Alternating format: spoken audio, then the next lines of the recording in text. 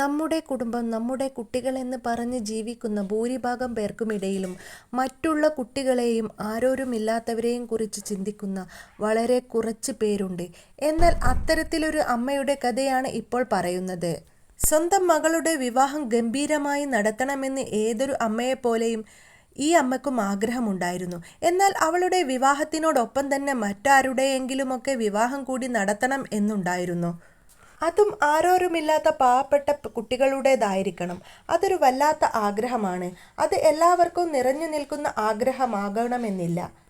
മകളുടെ വിവാഹത്തെക്കുറിച്ച് സ്വപ്നം കണ്ട അമ്മ മകളുടെ മനസ്സിൽ ഒരു ചിത്രം കൂടി വരച്ചു മുറിച്ചിട്ടു.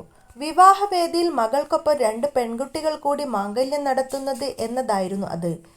ചെറുപ്രായത്തിൽ ഭർത്താവ് നഷ്ടമായെങ്കിലും രജിതയുടെ മനസ്സിലെ ആ സ്വപ്നത്തിന് മാത്രം ഒരു മങ്ങലും ഏറ്റിട്ടില്ല. രാപ്പകലില്ലാത്ത അധ്വാനത്തിനൊടുവിൽ മകൾക്കൊപ്പം അനാഥരായ 2 പെൺകുട്ടികളെ കൂടി വിവാഹ ജീവിതത്തിലേക്ക് കൈപിടിച്ച് എത്തിച്ചിരിക്കുകയാണ് ഇപ്പോൾ തിരുവനന്തപുരത്ത് നിന്നും രജിത. ഇപ്പോൾ രജിതയെന്ന ഈ അമ്മയുടെ വാർത്തയാണ് സോഷ്യൽ മീഡിയയിൽ നിറയുന്നത്. അങ്ങനെയൊരു മനസ്സ് എല്ലാ അമ്മമാർക്കും ഉണ്ടാവണമെന്നില്ല. സ്വന്തം മക്കളെ നോക്കി സ്വന്തം മക്കളുടെ വിവാഹം നന്നായി നടത്തണമെന്ന് ആഗ്രഹിക്കുന്ന ഭൂരിഭാഗം മാതാപിതാക്കൾക്കുമിടയിലും രജിത വ്യത്യസ്ത തന്നെയാണ്. ശ്രീചിത്ര ഹോമിലെ ലളിതമായ വിവാഹവേദിയിലായി 3 വിവാഹങ്ങളും നടന്നത്. ബുധനാഴ്ച രാവിലെയായിരുന്നു രജിതയുടെ മകളായ ഗോപികയുടെ വിവാഹത്തിനൊപ്പം ശ്രീചിത്ര ഹോമിലെ അന്തേവാസിയായ രമ്യയുടെയും മന്യയുടെയും വിവാഹം നടന്നത്.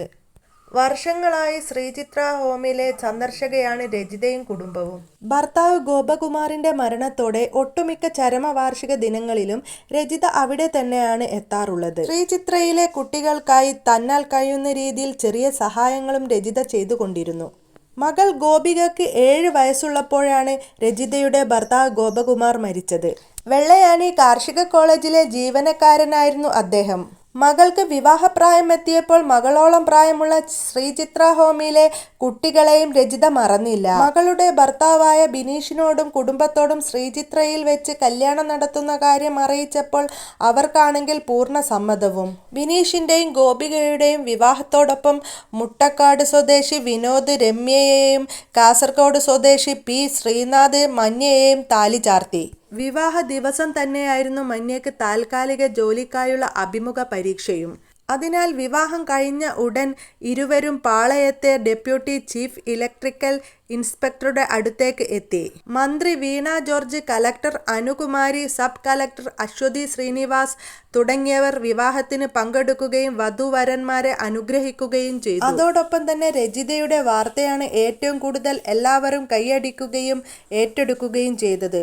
ഭർത്താവ് മരിച്ചിട്ടും വർഷങ്ങളായി തന്നെ അവിടേക്ക് എത്തുകയും അവിടുത്തെ അന്തേവാസികളുമായി ഒക്കെ നല്ല പരിചയം പുലർത്തുകയും അവർക്ക് വേണ്ട സഹായം ചെയ്യുകയും ചെയ്തുകൊണ്ടിരുന്ന രജിത ഒരു സാധാരണ വ്യക്തിയല്ല. നല്ലൊരു മനുഷ്യത്വത്തിന്, നല്ലൊരു വ്യക്തിത്വത്തിന് ഉടമ കൂടിയാണ്.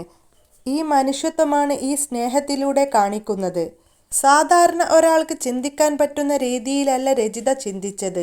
അതുകൊണ്ട് തന്നെ രജിതയ്ക്ക് ഈ നന്മ എന്നും അവരുടെ ജീവിതത്തിൽ ഉണ്ടായിരിക്കും. ഭർത്താവ് കൂടെയില്ല എന്നുള്ള വിഷമം അവരുടെ ജീവിതത്തിൽ ഇപ്പോൾ ഏറ്റവും വലിയൊരു ദുഃഖമാണെങ്കിൽ പോലും ഒരിക്കലും ഇനി മറ്റൊരു ദുഃഖം വരാതെ ദൈവം അവരെ കാത്തുകൊള്ളണം എന്നാണ് കേൾക്കുന്നവർ എല്ലാവരും പറയുന്നത്. ഇന്ന് അവർ ചെയ്ത നന്മ നാളെ അവരിലേക്ക് തന്നെ എത്തുമെന്നും അത് കാണുമെന്നും അത് ഇതുപോലെ വാർത്തയായി വരുമെന്നും പ്രേക്ഷകർ പ്രതീക്ഷിക്കുന്നു.